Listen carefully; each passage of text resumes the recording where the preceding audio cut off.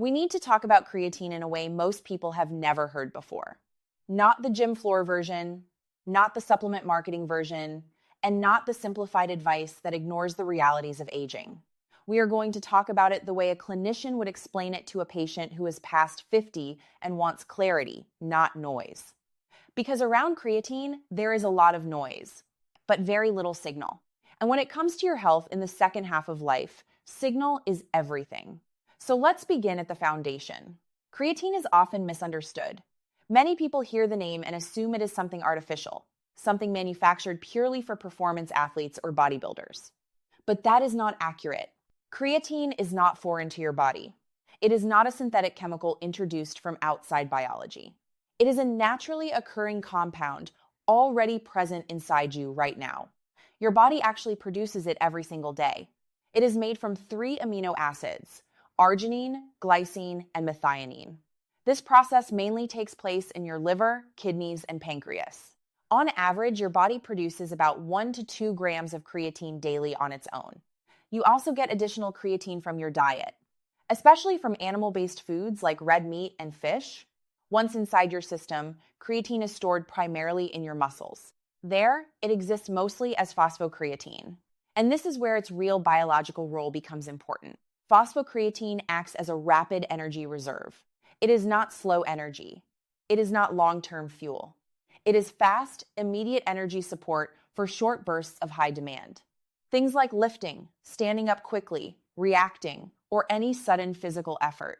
So when we talk about creatine supplementation, we are not talking about introducing something foreign into the body.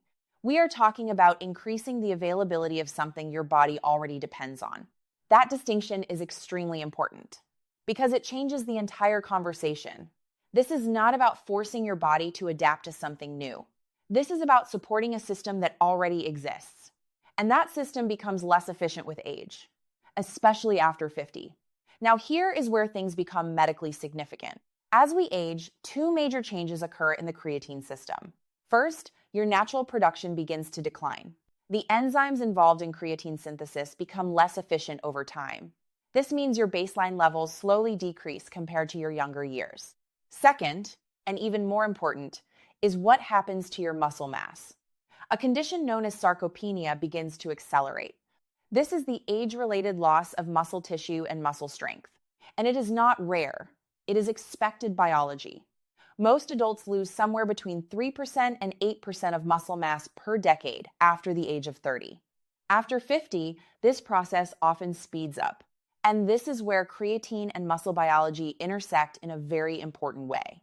Because your muscles are not just movement tissue. They are also one of the largest storage sites for creatine in your body. So when muscle mass declines, creatine storage capacity declines as well. And that creates a compounding effect. Less muscle leads to less creatine storage. Less creatine availability makes physical performance harder. And reduced performance often leads to further inactivity and more muscle loss. This becomes a cycle. And the cycle is not cosmetic, it is functional. Muscle is not just about appearance. Muscle is metabolic tissue.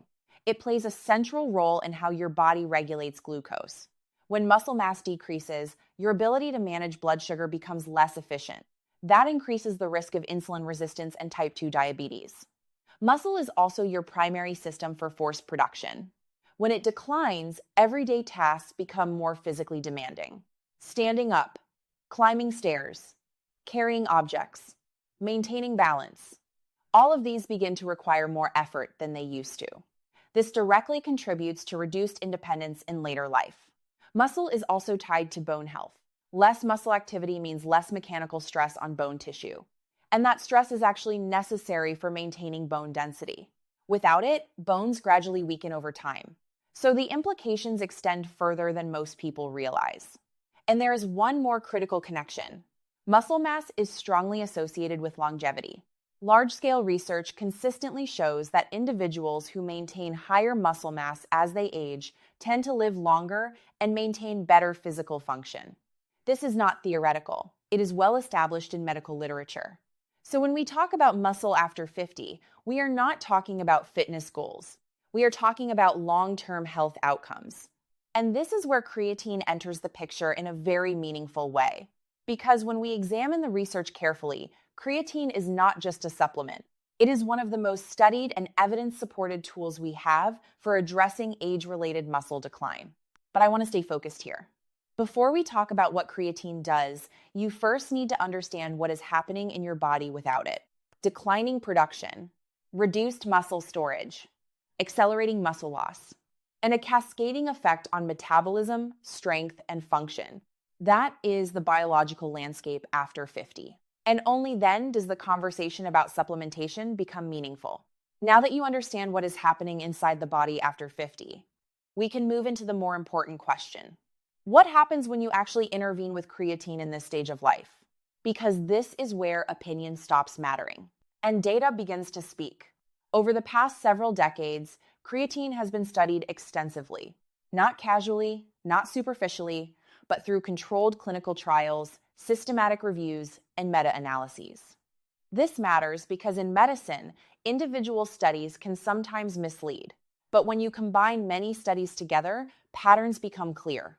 And the pattern around creatine in older adults is remarkably consistent. Let's start with muscle. One of the most reliable findings in geriatric exercise science is this. Older adults who supplement with creatine while engaging in resistance training gain more muscle mass than those who perform the same training without creatine. Not slightly more, consistently more. This is not a theoretical advantage. It is measurable in clinical settings. The reason is fairly straightforward when you understand the physiology. Resistance training creates microstress in muscle fibers. That stress signals the body to rebuild and strengthen tissue. But that rebuilding process requires energy. And this is where creatine becomes relevant. When phosphocreatine stores are higher inside the muscle has faster access to immediate energy during high-intensity effort. This allows individuals to perform slightly more work during each training session. A few more repetitions, a slightly heavier load, a little more total volume over time. And in resistance training, those small differences accumulate because adaptation is dose-dependent. More quality work leads to more muscle adaptation. More adaptation leads to greater strength. Greater strength leads to improved function. And this is where the research becomes clinically meaningful. Multiple meta-analyses examining older adults have found that creatine supplementation combined with resistance training produces significantly greater increases in lean muscle mass compared to training alone. But muscle size is only part of the story. Strength is even more important, because strength is what determines functional independence. And studies consistently show that older adults taking creatine alongside structured resistance training demonstrate greater improvements in strength measures, such as leg press performance, grip strength, and overall power output. Now, I want to translate this into real life, because medical data only matters if it connects to human function. In practical terms, this means getting up from a chair becomes easier. Climbing stairs requires less effort. Carrying groceries feels less taxing. Recovering balance becomes faster. These are not athletic outcomes. These are daily life outcomes. And this is why creatine has gained attention in aging research. Because it does not just influence appearance or gym performance. It influences functional capacity. There is also research focusing specifically on what are called functional tasks. These are standardized physical movements used in clinical studies to measure independence in older adults. Tasks like repeated sit-to-stand tests, timed walking tests, and stair climbing assessments. Across multiple studies, older adults supplementing with creatine while performing resistance training showed better performance in these functional measures compared to placebo groups. This is a key point, because functional decline is often what defines aging, not just muscle loss. And anything that slows that decline has real value. Now, let's address something important that often gets missed in simplified discussions. Creatine is not a standalone solution. It is not a replacement for physical activity. This is a critical point from a medical standpoint. Creatine does not create strength out of nothing. It amplifies the results of a stimulus. That stimulus is resistance training. Without that stimulus, the effect of creatine is limited. With that stimulus, the effect becomes significantly more meaningful. This is why the strongest data always involves both together. Creatine plus resistance exercise consistently outperforms resistance exercise alone. But creatine without exercise does not produce the same magnitude of benefit. This is important because it reframes expectations. Creatine is not magic. It is a biological enhancer of an existing process. Now, let me explain why this combination is particularly important after 50. As we discussed earlier, muscle loss accelerates with age due to sarcopenia. At the same time, recovery capacity declines. This means older adults often experience a reduced ability to respond to training stress. In simpler terms, the body becomes less efficient at building muscle from the same stimulus. Creatine helps partially offset this limitation. By improving cellular energy availability, it allows muscle tissue to tolerate and respond to training more effectively. This creates a more favorable environment for adaptation. And over time, that can shift the trajectory of muscle decline. Not reverse aging entirely, but meaningfully slow functional deterioration. Now, I want to be very precise about what the research does and does not show. Creatine does not eliminate sarcopenia. It does not stop aging. It does not replace exercise, but it does enhance the response to resistance training in older adults in a way that is both statistically significant and clinically relevant. That distinction matters because in medicine, we are not looking for perfection. We are looking for meaningful improvement in function, safety, and quality of life. And in that context, creatine performs consistently well in the literature.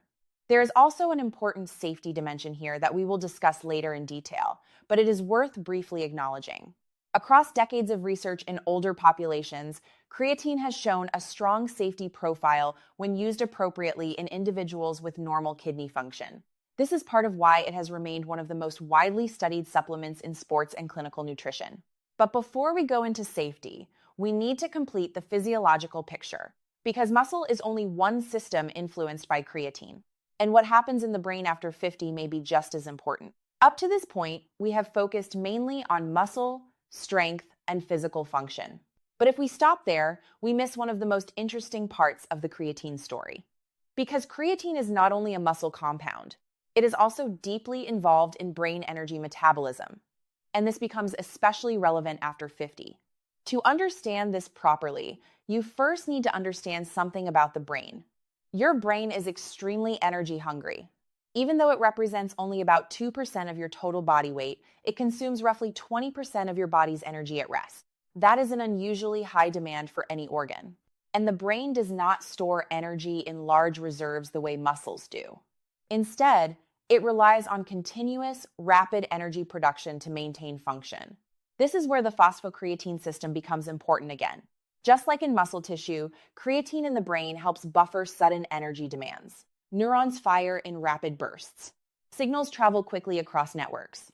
Cognitive tasks require sudden spikes in energy use. Memory, attention, decision-making, processing speed. All of these require quick energy availability.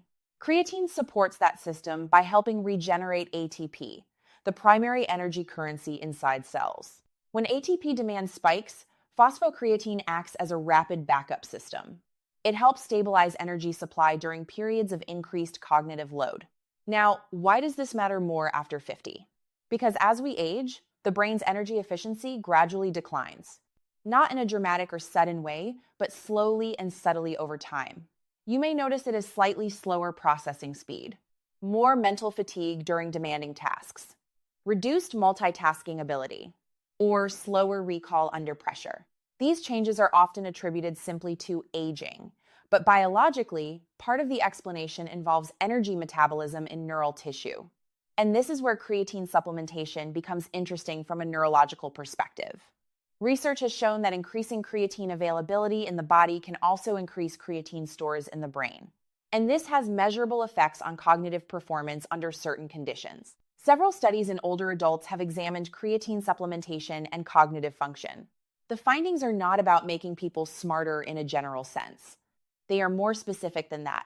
They relate to performance under cognitive stress, tasks that require working memory, tasks that require sustained attention, tasks that require rapid mental processing. In controlled studies, older adults taking creatine have shown improvements in these domains compared to placebo groups. The effect is not uniform across all cognitive abilities, but it is consistent in areas related to mental energy demand. This is an important distinction. Creatine is not a nootropic that dramatically changes personality or intelligence. It is a metabolic support compound that helps the brain handle energy-intensive tasks more efficiently. One of the proposed mechanisms is simple but powerful. When brain cells have greater access to phosphocreatine, they can maintain ATP levels more effectively during high-demand situations. This reduces the likelihood of temporary energy deficits in neural circuits, and that can translate into more stable cognitive performance under pressure. There is also research looking at mental fatigue specifically. Some studies suggest that creatine supplementation may reduce perceived mental fatigue during demanding cognitive tasks, particularly in situations involving sleep deprivation or high workload. Again, the effect is not extreme, but it is measurable. Now, let's connect this to aging more directly. As people get older, cognitive resilience becomes increasingly important. Not just raw memory ability, but the ability to maintain consistent mental performance throughout the day. Fatigue resistance becomes a key factor. And this is where creatine's role becomes more relevant, because the same energy buffering system that supports muscle performance also supports neural energy stability.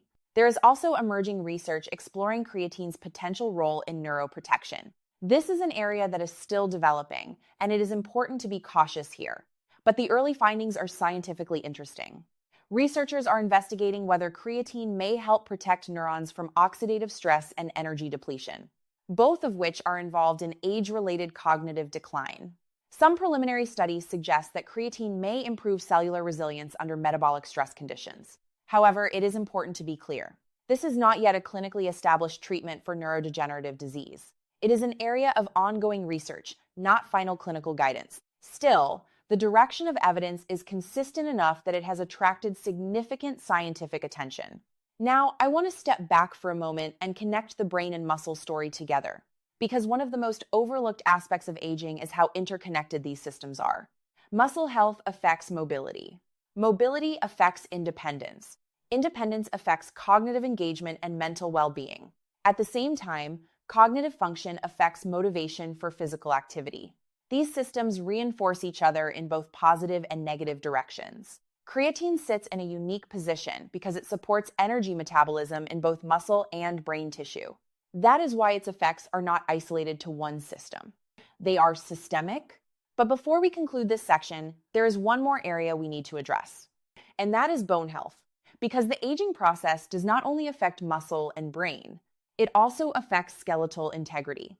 And this is where creatine's role becomes even more multidimensional. Now we need to shift attention to another system that becomes increasingly important after 50, and often gets overlooked until problems appear: your bones. Because when people think about aging, they often think about muscle loss or cognitive decline first. But bone health is just as critical for long-term independence and safety, especially when it comes to fractures, mobility, and recovery after injury. And here again, creatine enters the conversation in a way that is more complex than most people expect. To understand this properly, we need to start with how bone is maintained. Bone is not a static structure. It is living tissue that is constantly being broken down and rebuilt. Two main types of cells control this process: osteoclasts, which break down bone, and osteoblasts, which build new bone. In healthy younger adults, there is a balance between these processes. But with age, especially after 50, that balance begins to shift. Bone breakdown gradually outpaces bone formation. This leads to a slow reduction in bone mineral density, and over time, that increases the risk of osteoporosis and fractures. Now, here is where muscle becomes important again. Because bone strength is not only influenced by nutrients like calcium or vitamin D, it is also strongly influenced by mechanical stress. When muscles contract, they pull on bones. That pulling force signals the bone to strengthen itself. In other words, muscle activity is one of the most important stimuli for bone maintenance. So when muscle mass declines with age, bone stimulation also decreases. This is one of the reasons sarcopenia and osteoporosis often appear together. Now let's bring creatine into this system. Creatine does not directly build bone in the same way it supports muscle energy metabolism, but it influences bone health indirectly through multiple pathways. First, by improving muscle performance. When muscles are stronger and more active, they generate greater mechanical load on bone tissue. That load helps stimulate bone maintenance and remodeling. Second, there is emerging research suggesting that creatine may play a role in supporting osteoblast activity, the cells responsible for bone formation. This is still an evolving area of study, but early findings are promising. Some clinical studies have explored creatine supplementation combined with resistance training in older adults and observed differences in bone-related outcomes compared to exercise alone.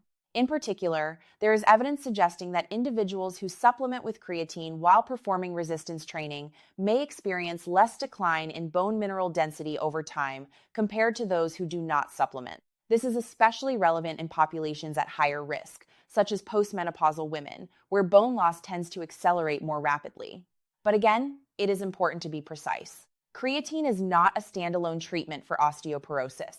It is not a replacement for medical management, nutrition, or exercise.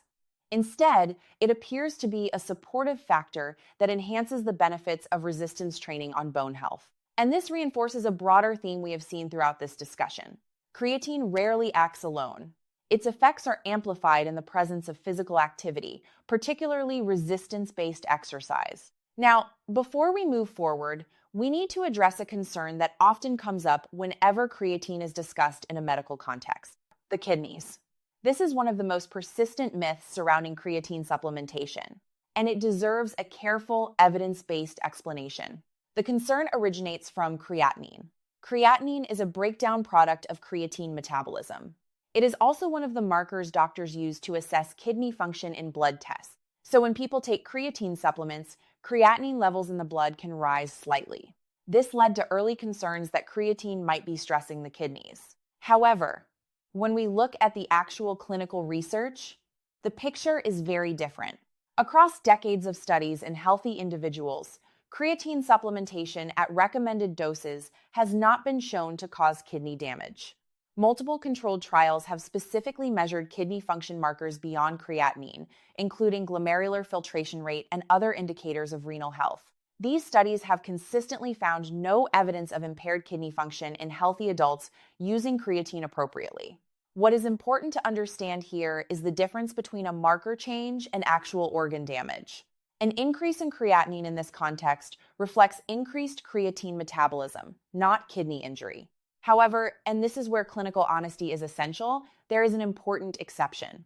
Individuals who already have pre-existing kidney disease or significantly reduced kidney function should not take creatine without medical supervision. In those cases, any supplement that affects metabolic load must be evaluated carefully by a physician. So the guidance is not universal for everyone without nuance. For healthy adults with normal kidney function, creatine has been consistently shown to be safe in long-term studies. But for individuals with kidney disease, medical guidance is essential. Now, beyond safety, let's bring this back to practical use, because understanding science is only useful if it translates into action. Creatine monohydrate is the form most strongly supported by research. It is also the most affordable and widely available. Despite the marketing around newer or advanced forms, the evidence does not show meaningful advantages over basic creatine monohydrate for most people. The typical dose used in studies is around 3 to 5 grams per day. Some protocols include a loading phase to saturate muscle stores more quickly, but this is not necessary for long-term benefits. Daily consistent use is more important than timing or cycling strategies. Creatine can be taken with water, juice, or mixed into protein shakes. It does not require complex scheduling. The key factor is consistency over time. And one more practical point that often gets overlooked is hydration. Because creatine increases water retention inside muscle cells, adequate fluid intake becomes important. Not excessive water intake, but steady hydration throughout the day. This supports normal cellular function and helps optimize how creatine works in the body. Now we are ready to bring everything together in the final section. Because when you combine muscle, brain, bone, and safety evidence, the overall picture becomes much clearer. Now we bring everything together, because understanding creatine in isolation misses the bigger clinical picture of what it actually means for aging after 50. We started with muscle. We moved into brain function, then bone health, and finally, safety and practical use. But the real insight is not in any single system. It is in how all of them connect. Because aging is not a single pathway problem. It is a multi-system shift. Muscle mass declines. Metabolic efficiency reduces. Cognitive resilience slowly changes. bone density gradually weakens. And each of these changes affects the others in a feedback loop. Less muscle means reduced mobility. Reduced mobility means less activity. Less activity accelerates both muscle and bone loss. And reduced physical health can also influence cognitive health over time. This is why interventions that act on multiple systems at once are so valuable in clinical practice. And creatine is one of the few compounds that does exactly that. It does not act like a drug that targets one receptor or one symptom. It supports a fundamental energy system used across multiple tissues: muscle, brain, and indirectly bone. That is what makes it biologically interesting in aging medicine. Now, let's be very clear about what the research actually supports. Creatine is not a treatment for aging. It does not stop biological time, but it does improve the efficiency of energy systems that become less efficient with age.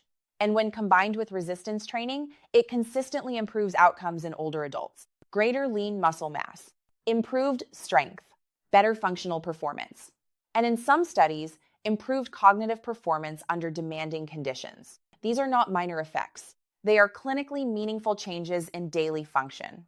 Things like walking stability, recovery from physical effort, ability to maintain independence, and resilience in both physical and mental tasks. This is where creatine becomes relevant not just in sports science, but in aging medicine. Now let's step back and address something important. In healthcare, there are often two extremes in public discussion. One extreme exaggerates benefits and turns supplements into miracle solutions. The other dismisses them entirely as useless or unnecessary. The truth, as usual, is more balanced. Creatine is neither a miracle compound nor an irrelevant supplement. It is a well-researched, biologically consistent molecule that supports energy metabolism in systems that degrade with age. And its effects are strongest when used in the right context. That context is not passive consumption. It is active engagement in resistance exercise, because creatine enhances the energy availability for performance. But the stimulus for adaptation still comes from physical training. This combination is where the real value exists. Now, let's talk about safety one final time, because this is where responsible guidance matters most. For healthy adults with normal kidney function, decades of research have not shown evidence of kidney damage at recommended doses. However, anyone with known kidney disease or impaired renal function should only use creatine under medical supervision. This is not optional advice. It is clinical caution. Routine health monitoring after 50, including kidney function testing, is already a standard part of good preventive care. Creatine fits into that framework, not outside of it. Now let's talk about simplicity, because one of the most overlooked advantages of creatine is how uncomplicated it is. No complex timing rules, no cycling requirements, no strict dietary restrictions. A small daily dose, consistent use, and ideally paired with resistance training, that is it. In a world full of complicated health interventions, that simplicity is significant.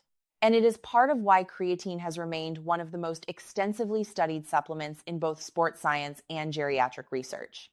Now let's bring the message into focus. After 50, your body is undergoing predictable physiological changes: muscle loss, reduced metabolic efficiency, changes in cognitive energy handling, gradual decline in bone density. These are not diseases. They are part of aging biology. But how you respond to them determines quality of life. And the evidence suggests that creatine, when used appropriately and consistently, is one of the most reliable tools available to support muscle function, cognitive energy metabolism, and overall physical resilience in this stage of life. Not because it is extraordinary, but because it is aligned with how your body already works. It supports a system that already exists. It does not replace biology. It supports it. And that distinction is what makes it medically interesting. So the final takeaway is simple. Take care of your muscle, support your brain energy, maintain your bone health, and use evidence-based tools where they genuinely help. Creatine is one of those tools, not for hype, not for marketing, but for biology. And when used with the right expectations, it becomes less of a supplement trend and more of a small, practical part of a broader strategy for aging well. Your body has carried you through every year of your life so far. The goal now is not to fight it. The goal is to support it intelligently. And sometimes the simplest tools are the ones backed by the most consistent evidence.